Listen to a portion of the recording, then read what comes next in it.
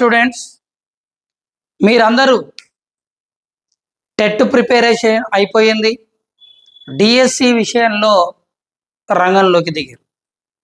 ఈ రంగంలోకి దిగినటువంటి ఈ డిఎస్సిని ఎట్లా సక్సెస్ చేయాలా, ఎట్లా దీన్ని స్ట్రైక్ చేయాలా, ఈ గోల్ని ఎట్లా రీచ్ కావాలి అనేటువంటి పరిస్థితిలో మీరందరూ కూడా ఇప్పుడు ఉండడం జరిగింది. అందరి మూడు మొత్తం కూడా టోటల్ డిఎస్సి మీద. ఈ వీడియో నిన్ననో మననో చేసేవారు, కానీ టెట్ రాశారు కాబట్టి మా మార్క్స్ ఎన్ని వస్తాయి అనే విషయంలో మీరు ఉంటారు కాబట్టి ఇప్పటికీ కూడా ఇంకా మీరు ఇంకొక క్లారిటీకి రాలేదు. రెస్పాన్స్ షీట్ మాత్రమే వచ్చింది, ఫైనల్ కీ వస్తుంది. రెస్పాన్స్ షీట్కు ఫైనల్ కీకు పెద్ద వ్యత్యాసం ఉండదు. ఎవరైనా బార్డర్ లైన్లో ఉంటే తప్ప మిగిలినటువంటి వాళ్ళందరికీ కూడా దాదాపు అటు ఇటుగా ఉంటుంది. నార్మలైజేషన్ మీద నేను వీడియో చేశాను. నార్మలైజేషన్ వల్ల అందరికీ దాదాపు మార్కులు ఎక్కువ కలుస్తాయి. నార్మలైజేషన్ చేస్తే బాగుండేది అనేది మన ఆలోచన. కొంతమంది స్టూడెంట్స్ ఏమంటున్నారంటే, ఇది డిస్ట్రిక్ట్ వైజ్గా జరిగింది కదా టెట్, నార్మలైజేషన్ ఏం అవసరం ఉంటుంది అని చెప్పేసి అంటున్నారు. అయితే చాలామంది నాన్ లోకల్లో ఎగ్జామ్ అటెంప్ట్ చేయడానికి సిద్ధంగా ఉంటారు. ఫర్ ఎగ్జాంపుల్, ఎప్పుడో మ్యారేజ్ అయిపోయి ఎక్కడనో ఏ డిస్ట్రిక్ట్ నుంచో ఇంకొక డిస్ట్రిక్ట్ వచ్చిన తర్వాత భర్త ఫర్ ఎగ్జాంపుల్ హైదరాబాద్లో జాబ్ చేస్తున్నాడు, భార్య మహబూబ్ నగర్కి సంబంధించినటువంటి వ్యక్తి. ఇప్పుడు ఉద్యోగం మహబూబ్ నగర్లో చేయలేరు కాబట్టి హైదరాబాద్లో ఎగ్జామ్ రాస్తారు. అందరు దృష్టిలో పెట్టుకొని చేయాల్సి వస్తుంది ఎగ్జామ్. కానీ ఏదో ఎగ్జామ్ ఎప్పుడు రాస్తుర్రు, లోకలోనే చేస్తుర్రా, కేవలం ఒక డిస్టిక్ వాళ్ళని కాదు.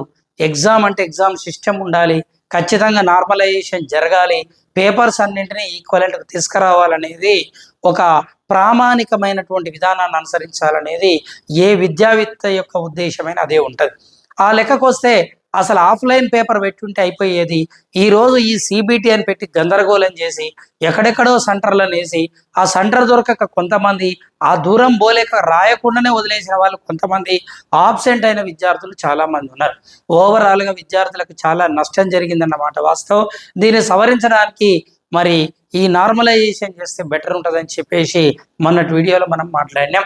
అదేవిధంగా డిఎస్సికి ఎట్టి పరిస్థితుల్లో కూడా ఆఫ్లైన్ ఎగ్జామ్ పెట్టడమే మంచిదనేది నా ఉద్దేశం. ఎందుకంటే పేపర్ ప్యాటర్న్ ఒకటే ఉంటే ఎవరు ఎంత హార్డ్ వర్క్ చేసిరో వాళ్ళది ఏందనేది బట్టబయలవుతుంది. అట్లా కాకుండా ఎగ్జామ్ పేపర్ అనేది ఒక్కొక్కరికి ఒకలాగా వస్తే ఎంత అవునన్నా కాదన్నా కొంత విశ్వసనీయత దెబ్బతింటది అనేది మనం ఆలోచించాల్సినటువంటి విషయం. కట్ చేస్తే ఈరోజు మన యొక్క ప్రధానమైనటువంటి చర్చ దేని మీద నడుస్తుంది అంటే డిఎస్సి ఎలా సాధించాలి.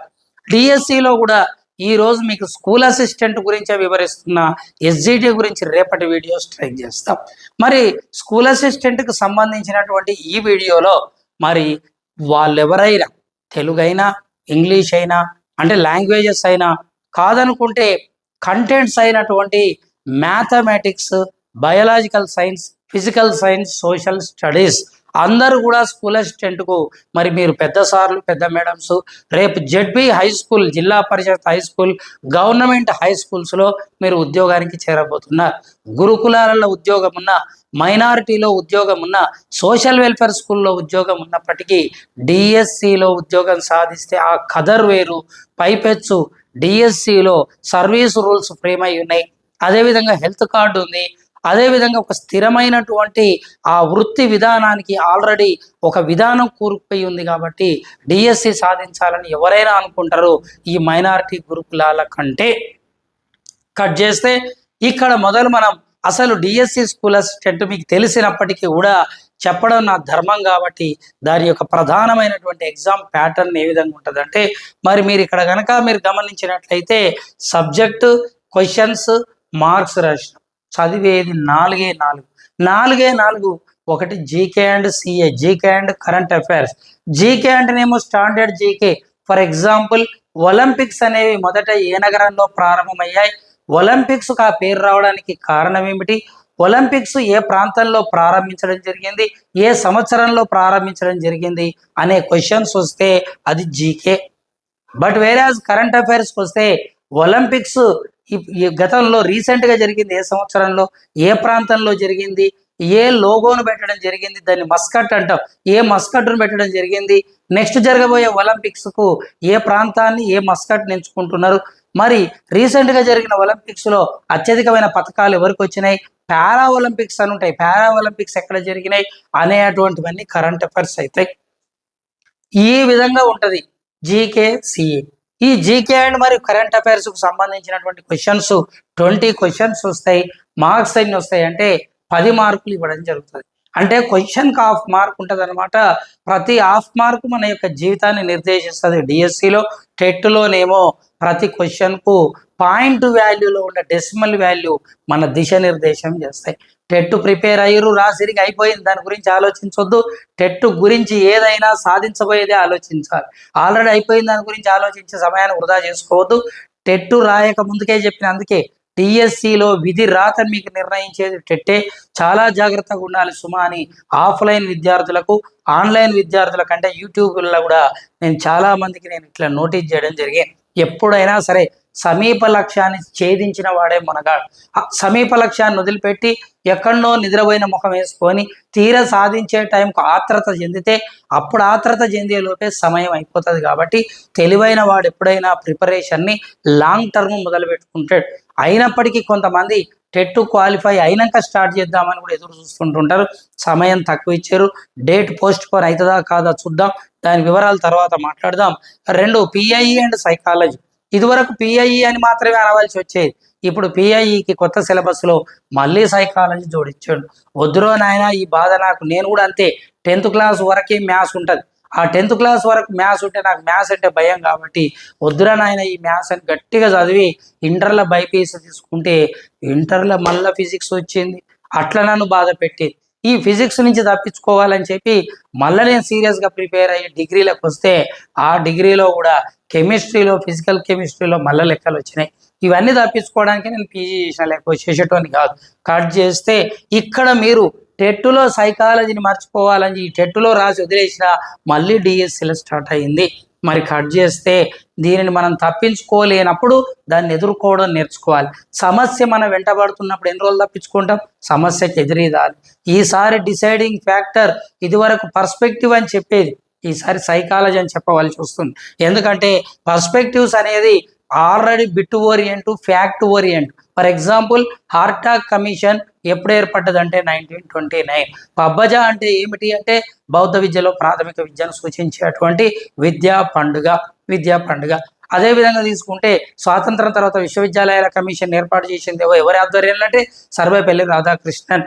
మరి ఆ సర్వేపల్లి రాధాకృష్ణన్ సమయంలో ప్రధానమంత్రి ఎవరు? ఇలాంటి క్వశ్చన్స్ రావచ్చు. ఈరోజు జూన్ 5 పర్యావరణ దినోత్సవం జరిగే సంవత్సరం ఎప్పుడు అంటే జూన్ 5వ సంవత్సరం. అంతర్జాతీయ అటవీ దినోత్సవం ఏంది? పిచ్చుకల దినోత్సవం ఏంది? పోక్సో చట్టం ఎప్పుడు వచ్చింది?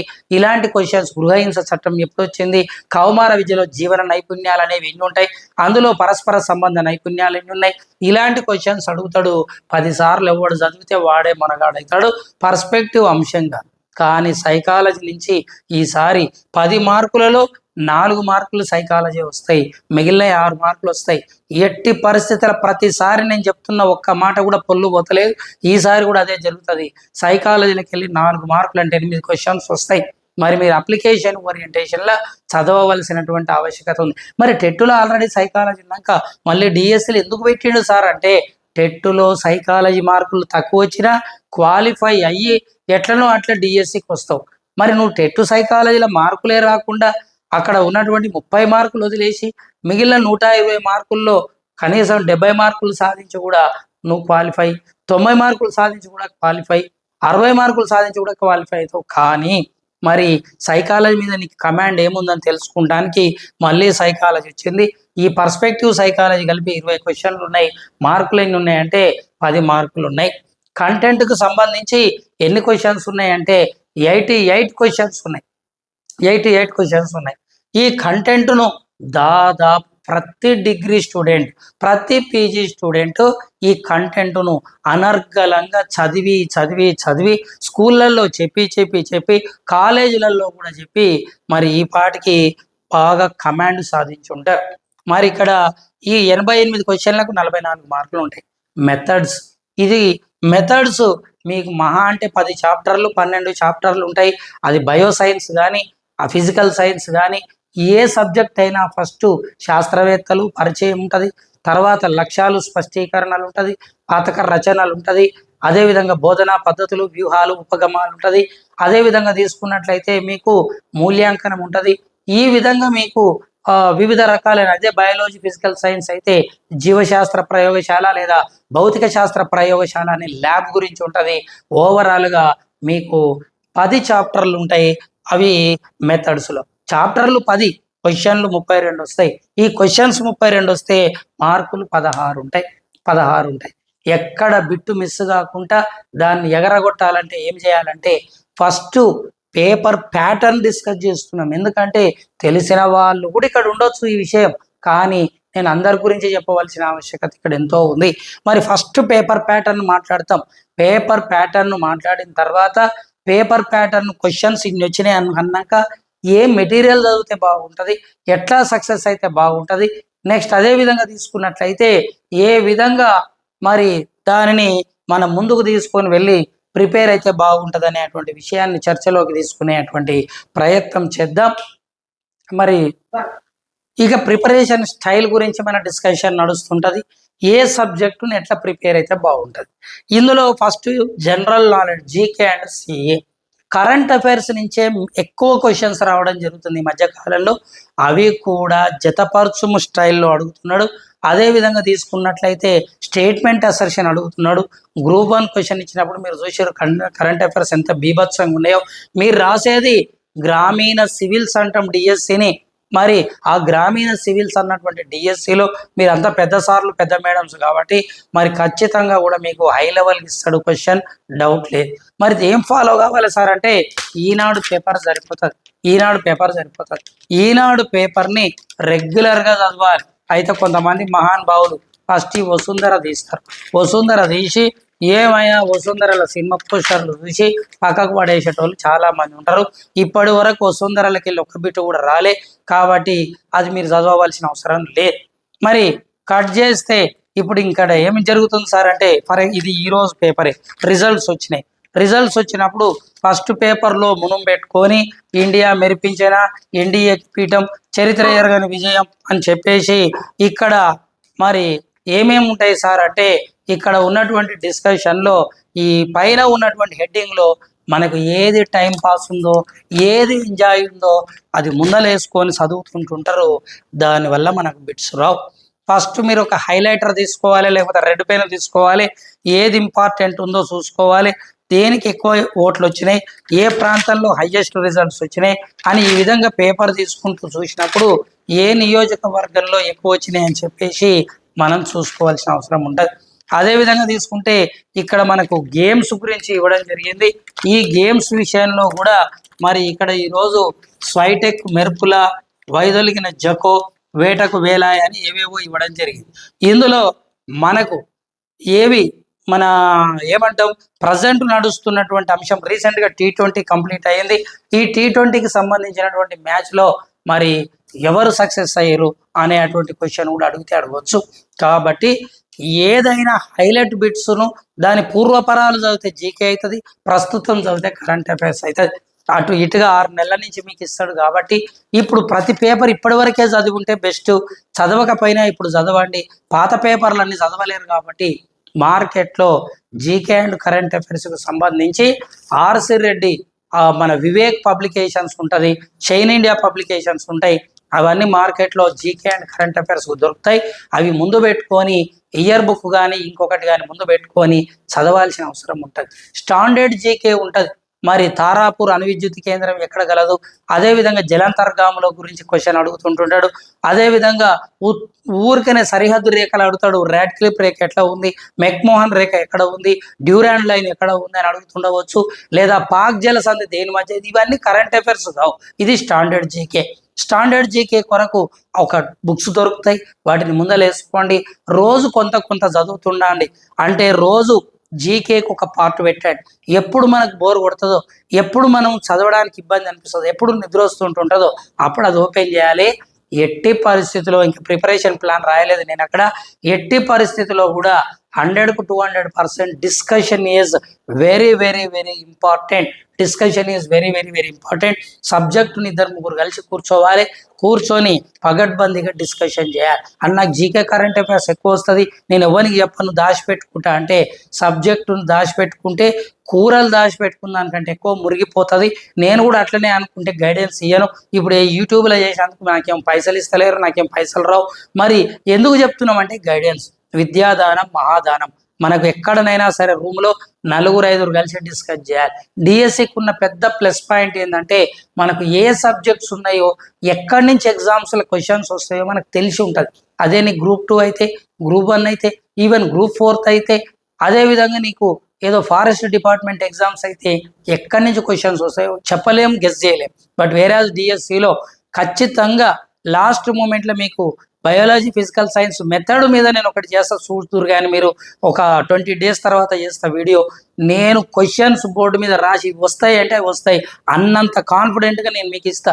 ఎట్లిస్తావు సార్, నువ్వు ఏమైనా మాయ చేస్తావా, లేకపోతే క్షుద్ర విద్యలు వచ్చా అంటే, నేను ఆల్రెడీ డిఎస్సి స్కూల్ అసిస్టెంట్ ఒకసారిగా 2 సార్లు ఉద్యోగం సాధించిన, కాబట్టి నా సక్సెస్ ఫార్ములా నాకు ఉంటుంది. ఏ విధంగా డిఎస్సికి చెప్పాలనే విషయంలో ఐఆమ్ ద ఎక్స్పర్ట్ అన్న ఫీలింగ్. ఇది ఓవర్ కాన్ఫిడెన్స్ కాదు, కాన్ఫిడెన్స్. ఒక్కసారి ఉద్యోగం సాధిస్తానికే బాధపడే సమయంలో నేను 2 సార్లు డిఎస్సి స్కూల్ అసిస్టెంట్ సాధించిన. కట్ చేస్తే ఎట్లా సాధించవచ్చో దాని గురించి నేను తర్వాత మాట్లాడతా. కానీ జీకేకి సంబంధించి, కరెంట్ అఫైర్స్కి సంబంధించి మీకు నేను ఇచ్చినటువంటి వివరణను మళ్ళీ ఒకసారి స్వీట్ అండ్ షార్ట్గా మాట్లాడితే, న్యూస్ పేపర్ని ఈ రోజు నుంచి ఫాలో కండి. గతంలో ఫాలో అయితే బెటరే, కాకపోతే ఈ రోజు నుంచి ఒక నోట్స్ పెట్టుకోండి, ఖచ్చితంగా నోట్స్ ఉండాలి. మాకు సార్ చెప్తుండు సార్ అనవద్దు, సార్ ఉండడు. జీకే కరెంట్ అఫైర్స్లకు సార్లు ఉండరు, తయారైతే అయ్యిర్రేమో మార్కెట్లో. కానీ ఎందుకు అంటే ఇప్పుడు చెవిలో అతి చిన్న ఎముక పేరు స్టేపిస్ ఇది బయాలజీ బిట్ అవుతుంది. నీటి మరుగు ఉష్ణోగ్రత ఎంత, అది ఫిజిక్స్ అవుతుంది. మ్యాథమెటిక్స్లో శ్రీనివాస రామానుజన్ నెంబర్ ఎంత అని అడగవచ్చు. ఆ విధంగా తెలుగుకు సంబంధించి ఎవరైనా సాహిత్య బహుమతి నిన్న మధ్య వస్తే వాళ్ళది బిట్ అవుతుంది. అంటే అన్ని సబ్జెక్టులు కలబోస్తే దాని పేరు జీకే అండ్ కరెంట్ అఫైర్స్. అలాంటి మహాసముద్రంలో ఏ సారు చెప్పినా నీకు గైడెన్స్ ఇవ్వవలసిందే తప్ప 100% ఆ సార్ చెప్తేనే వస్తుందని ఎవరిని అడిగినా గ్యారంటీ లేదు. మిగిలిన సబ్జెక్ట్ అన్నావు గ్యారంటీ ఉంది. మరి గ్యారంటీ లేదు కాబట్టి నేను వదిలేస్తా సార్ అని చేతులు వదిలేయొద్దు. ఖచ్చితంగా కూడా కరెంట్ అఫైర్స్కి మీరు ఇయర్ బుక్ కానీ లేదనుకుంటే కరెంట్ అఫైర్స్ బుక్స్ మనం తీసుకోవాలి, బాగా ప్రాక్టీస్ చేయాలి. అట్లా మనం ఈ 10 మార్కులను టార్గెట్ చేయాలి, 20 క్వశ్చన్లను టార్గెట్ చేయాలి. 10 జీకే 10 కరెంట్ అఫైర్స్ రావాలి లెక్కకైతే క్వశ్చన్స్.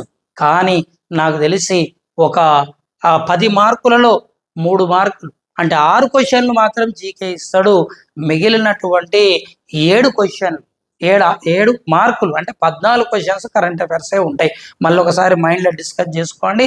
మొత్తం 20 క్వశ్చన్, అది 10 మార్కులు. 10 మార్కులలో 3 క్వశ్చన్స్ స్టాండర్డ్ జీకే, 3 లేదా 4 అంటే అర్థం 6 క్వశ్చన్లు మాత్రమే జీకే. 6 క్వశ్చన్లు 3 మార్కులు అవుతుంది సగం చేస్తే. 7 మార్కులు అంటే 14 క్వశ్చన్స్ కరెంట్ అఫైర్స్ నుంచి ఇస్తాడు. కరెంట్ అఫైర్స్ నుంచి ఇస్తప్పుడు కూడా మీరు చూడండి, టెక్స్ట్ బుక్స్ మీద ఇస్తాడు, ఎవరు ఏ పుస్తకం రాసిరు అనే దాని మీద ఒకటి ఇస్తాడు. అదేవిధంగా అవార్డుల మీద నుంచి ఒకటి ఇస్తాడు, అదేవిధంగా సదస్సుల మీద నుంచి ఒకటి ఇస్తాడు, పర్యావరణం మీద నుంచి ఒక బిట్ ఇస్తాడు. అదేవిధంగా తీసుకున్నట్లయితే మీరు ఈ మధ్య జరిగినటువంటి అంతర్జాతీయ అంశాల మీద ఒకటి ఇస్తాడు, క్రీడల మీద ఒకటి ఇస్తాడు, ఆర్థిక రంగం మీద ఒకటి ఇస్తాడు, ఈ మధ్య జరిగిన యుద్ధాల మీద అంటే అంతర్జాతీయ ఇంటర్నేషనల్ ఇష్యూస్, ఉక్రెయిన్ రష్యా, అట్లా ఇంటర్నేషనల్ ఇష్యూస్ను విడదీస్తాడు, నేషనల్ ఇష్యూస్ను విడదీస్తాడు, స్టేట్ ఇష్యూస్ను విడదీస్తాడు. అట్లా 3 భాగాలుగా విడదీస్తాడు. 3 భాగాలుగా విడదీసి మళ్ళా రంగాలను తీసుకుంటాడు. అంటే పారిశ్రామిక రంగం, సైన్స్ రంగం, క్రీడా రంగం ఇట్లా తీసుకుంటాడు. కాబట్టి నీకు మైండ్లో క్లారిటీ ఉండాలి. ఏదైనా చదువుతున్నాం ఓకే, మరి టెన్నిస్ అదేవిధంగా తీసుకున్నట్లయితే బ్యాడ్మింటన్ ఎవరు ఫేమస్, క్లే కోర్టా లేకపోతే గ్రాస్ కోర్టా, ఆ కోర్టులో ఎవరు సక్సెస్ అయ్యారు, ఏ దేశం గెలిచారు, ఇవన్నీ పెద్ద రిస్క్ ఏమి ఉండదు. మనం 4-5 సార్లు అనుకోవాలి, పక్కలతో డిస్కస్ చేయాలి, వస్తుంది. ఇవన్నీ చెప్తుంటుంటే ఇంత టైం ఏముంది, ఇవన్నీ నేను చదువుతానా, వదిలేసే శని పోతట్టుందని నువ్వు వదిలేయడానికి చేస్తలే నేను వీడియో. నువ్వు సక్సెస్ అవుతావు, అయి తీరుతావు. టెట్టులో పోయినసారి కేవలం 50% అంటే 75 మార్కులు 76 మార్కులు వచ్చిన వాళ్ళు కూడా స్కూల్ అసిస్టెంట్ సాధించిన వాళ్ళు, ఎస్జిటి సాధించిన వాళ్ళు. ఎందుకంటే టెట్లో జరిగిన నష్టం జరిగింది, ఇంకా నష్టం జరిగిందని ఇంట్లో కూర్చుంటావా? డిఎస్సికి ప్రిపేర్ కావాలి, డిఎస్సికి ప్రిపేర్ కావాలి. కాబట్టి జీకే అండ్ సిఏను మంచిగా పట్టుబట్టండి, దానికి రోజు కొంత సమయం కేటాయించండి. జీకే కరెంట్ అఫైర్స్ చదువుతప్పుడు ఒకసారి ఏమవుతుందంటే ఫస్ట్ బోర్ కొడుతుంది, తర్వాత చదువుతుంటే ఇంట్రెస్ట్ వస్తుంది. ఈ ఇంట్రెస్ట్ వచ్చి జీకే అండ్ కరెంట్ అఫైర్సే నువ్వు చదువుకుంటూ పోయినావు అనుకో, కొన్ని రోజులకు ఫ్యాకల్టీగా మారుతావు తప్ప ఉద్యోగం వచ్చే పరిస్థితి ఉండదు. కాబట్టి నువ్వు ఫ్యాకల్టీ అయితే అని కాదు చదివేది, నీ మార్కుల కోసం చదువుతున్నావు. ఎంత చదవాలి, ఏది చదవాలి, ఏది చదవద్దు, రెండు తెలవాలి. చదువుకుంటూ పసిఫిక్ మహాసముద్రం గురించి చదివి దాని లోతు ఎంత, దాని విడత ఎంత, మొత్తం దాని గురించి అంతా చదువుకుంటూ కూర్చోవద్దు. పసిఫిక్ మహాసముద్రం దానిలో ఉన్న లోతైన అగాధం పేరు ఏం పేరంటే మెరియానా ట్రెంచ్. మరి ఆ పసిఫిక్ మహాసముద్రం ఏ ఏ ప్రాంతాలలో ఉంది, ఇవన్నీ చర్చించుకుంటూ లిమిటెడ్ ఏరియాస్ను టచ్ చేస్తే జీకే అండ్ సిఏ గురించి క్లియర్ అయిపోతుంది. ఇకపోతే రెండవది perspectives in education and psychology. Perspectives in education and సైకాలజీలో నేనంతా శోధన చేసి సాధన చేసి అన్నట్టు మరి తెలుగు అకాడమీ పుస్తకం కూడా ఉంది, అది కూడా మీకు చూపిస్తా. మరి ఇది నేను రాసినటువంటి పుస్తకం, దీనిని సమగ్రంగా అధ్యయనం చేసి రాయడం జరిగింది. నాకు కంప్యూటర్ నాలెడ్జ్ పెద్దగా లేదు కాబట్టి మరి ఇందులో ఐసీటీ గురించి కూడా నేను రాసిన, అంతకంటే ఎక్కువ బిడ్స్ రాకపోవచ్చు కానీ అయినప్పటికీ ఐసీటీ గురించి చాలా సమాచారం దొరుకుతుంది. ఐసీటీ గురించి ఇందులో కూడా రాసిన, కానీ కావాల్సి ఉంటే ఇంకా గ్యాదర్ చేసుకోండి.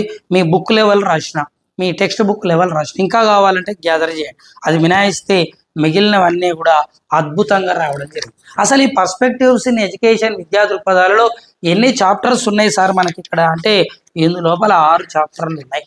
ఫస్ట్ చాప్టర్ విద్యా చరిత్ర. ఇందులో మొత్తం ప్రాచీన, మధ్యకాల, ఆధునిక యుగకాల విద్యా విధానంలో ఉన్నటువంటి 32 చట్టాలు, కమిషన్ల నుంచి బిట్ వస్తుంది. పెద్ద చాప్టర్ ఈ యొక్క పర్స్పెక్టివ్లో పెద్ద చాప్టర్ ఏదంటే ఫస్ట్ చాప్టర్, కట్ చేస్తే రెండవది ఏదంటే 6th చాప్టర్. ఈ రెండే పెద్ద చాప్టర్లు, మిగిలినవన్నీ చిన్న చాప్టర్సే.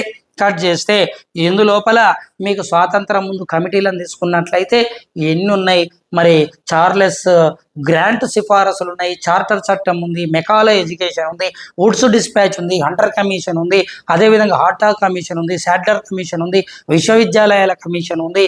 మరి నెక్స్ట్ అదేవిధంగా తీసుకున్నట్లయితే అబాట్ వుడ్ కమిటీ ఉంది. నెక్స్ట్ వచ్చేసి వార్ధా విద్యా విధానం ఉంది. This is before independence. After independence స్వాతంత్రం తర్వాత తీసుకున్నట్లయితే సర్వేపల్లి రాధాకృష్ణన్ కమిషన్ ఉంది, అదేవిధంగా బీజీ కేర్ కమిటీ ఉంది, దుర్గాబాయి దేశ్ముఖ్ కమిటీ ఉంది, హన్స్ మెహతా కమిటీ ఉంది, మొదలియార్ కమిషన్ ఉంది, అదేవిధంగా తీసుకుంటే భావసారూపిత కమిటీ ఉంది, అదేవిధంగా మూల్యాంకన కమిటీ ఉంది, 1968 జాతీయ విద్యా విధానం ఉంది, Ishwarbhai Patel committee, Malcolm Adiseshiah committee, 1986 జాతీయ విద్యా విధానం, అదేవిధంగా Janardhan Reddy committee, Ramamurti committee, Yashpal committee, programme of action అనేది ఉంది. ఇప్పుడు నేను స్పీడ్గా చెప్పిన తర్వాత వీటి మీద ఇండివిజువల్గా వీడియోస్ చేస్తా. ఇదంతా ఫస్ట్ చాప్టర్.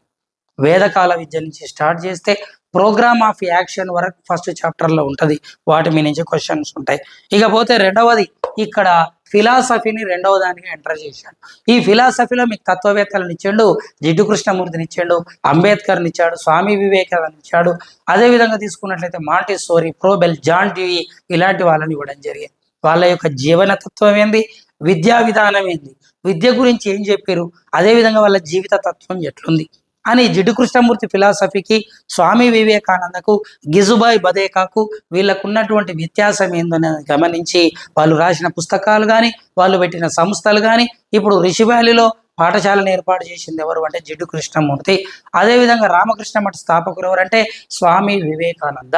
బహిష్కృత్ భారత్ అనేటువంటి దాన్ని స్థాపించింది ఎవరంటే అంబేద్కర్. పగటికల అనే పుస్తకం రాసింది ఎవరు అంటే మన గిజుబాయ్ బదేకా. ఈ విధంగా ఎవరు ఏం చేశారంటే కంపారిజన్ స్టడీ చేయాలి తప్ప బట్టి పట్టుకొని కూర్చోవద్దు. ఇట్లా ఫిలాసఫీ మీద డెప్త్ పెంచుకోండి. ఈ సంవత్సరం అది కొత్తగా రావడం జరిగింది. కట్ చేస్తే సోషియాలజీ, మొత్తం అన్ని చాప్టర్లలో అత్యంత ఇప్పుడు ఉన్నటువంటి అన్ని టాపిక్లలో అత్యంత సరళమైనది, అతి తక్కువ సిలబస్ ఉన్నటువంటిది ఏదంటే సోషియాలజీ.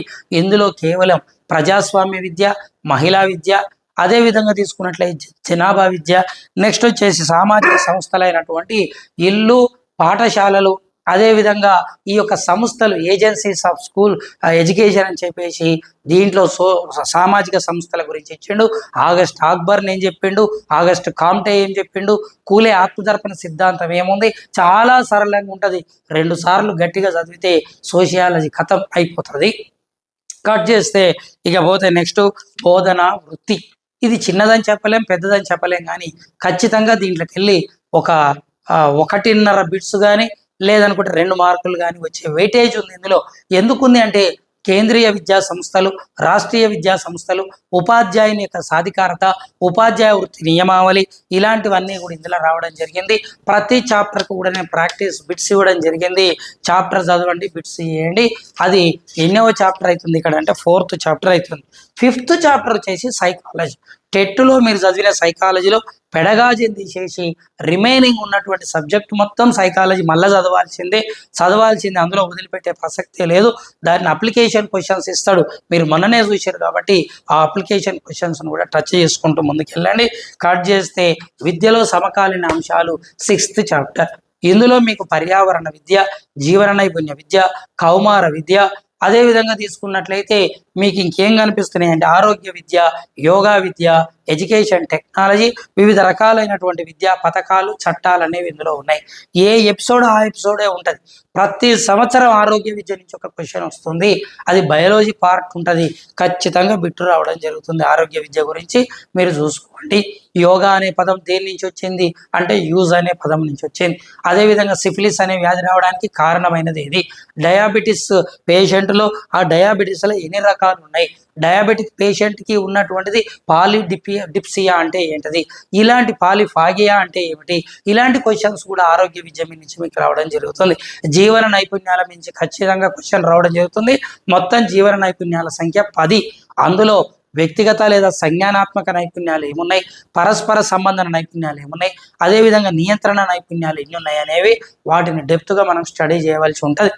కట్ చేస్తే కౌమార విద్య అడాలసెన్స్ ఎడ్యుకేషన్ ప్రోగ్రామ్ ఇండియాలో ఎప్పుడు స్టార్ట్ అయింది, దీనికి కారణమైనటువంటి WHO వరల్డ్ హెల్త్ ఆర్గనైజేషన్ 1990లో ఎక్కడ తన విధానాన్ని ప్రారంభించింది, ఆ ఎఫెక్ట్ మన అడాలసెన్స్ ఎడ్యుకేషన్ ప్రోగ్రామ్ రావడానికి ఎట్లా కారణమైందని చెప్పి మీకు కౌమార విద్య నుంచి క్వశ్చన్ రావడం జరుగుతుంది. పర్యావరణ విద్యకు సంబంధించి నేషనల్ గ్రీన్ కార్ప్ అనేది ఎప్పుడు ఏర్పడ్డది, నేషనల్ సర్వీస్ స్కీమ్ అనేది ఎప్పుడు ఏర్పడ్డది, అదేవిధంగా తీసుకున్నట్లయితే మీకు పర్యావరణ విద్యలో అటవీ దినోత్సవం అనేది ఎప్పుడు జరుగుతుంది, మరి దాన్ని ఏమంటారు జల దినోత్సవం ఎప్పుడు జరుగుతుంది, జల సంరక్షణ చట్టం ఎప్పుడు ఏర్పడ్డది, అటవీ సంరక్షణ చట్టం ఎప్పుడు ఏర్పడ్డది, ఇయర్స్ గుర్తుపెట్టుకోవాల్సి వస్తుంది. స్వాతంత్రానికి ముందైతే ఎప్పుడు ఏర్పడ్డది, స్వాతంత్రం తర్వాత అయితే అటవీ చట్టం ఎప్పుడు ఏర్పడ్డది, ఇలాంటి చట్టాల మీద నుంచి ఇయర్స్ను అడుగుతూ ఉంటుంటాడు.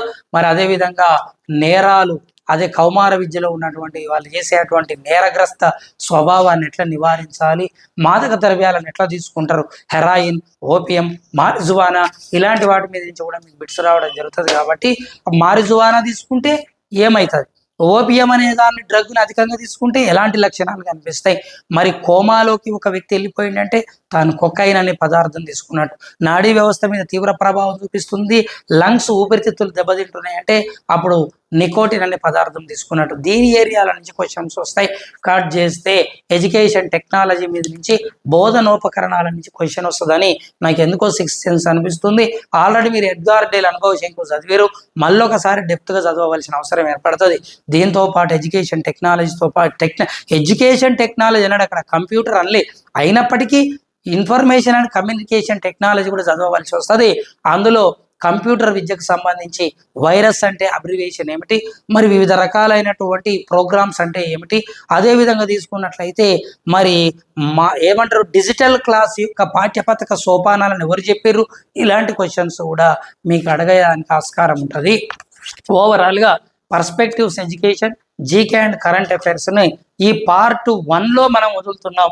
పార్ట్ 2 మళ్ళీ ఒక వీడియో చేసి కంటెంట్ మెథడ్స్ ఎట్లా చదవాలనో చదువుతాం, వివరంగా మాట్లాడదాం. ఇవన్నీ చదివి డిస్కస్ చేసిన తర్వాత మనోధైర్యం ఎట్లా పెంచుకోవాలి, ప్రిపరేషన్ ప్లాన్ ఎట్లా చేసుకోవాలి, ఎప్పుడు ఏ టైంలో మెడిటేషన్ యోగా చేయాలి, ఎట్లా మన మైండ్ను కూల్గా ఉంచుకోవాలి, మెమరీ లెవెల్స్ ఎట్లా పెంచుకోవాలి, పూర్వ ప్రశ్న పత్రాలను ఎట్లా ప్రాక్టీస్ చేయాలి, గ్రూప్ డిస్కషన్ ఎట్లా చేయాలి, ఉద్యోగం సాధించాలంటే ఎలాంటి ట్రిక్స్ అవలంబించాలనే దానికి ఒక వీడియోను ఖచ్చితంగా చేద్దాం. ఇది పార్ట్ 1గా భావించండి. పార్ట్ 2ను కూడా మళ్ళీ వెంటనే రిలీజ్ చేస్తాను. Thank you. Wish you all the best.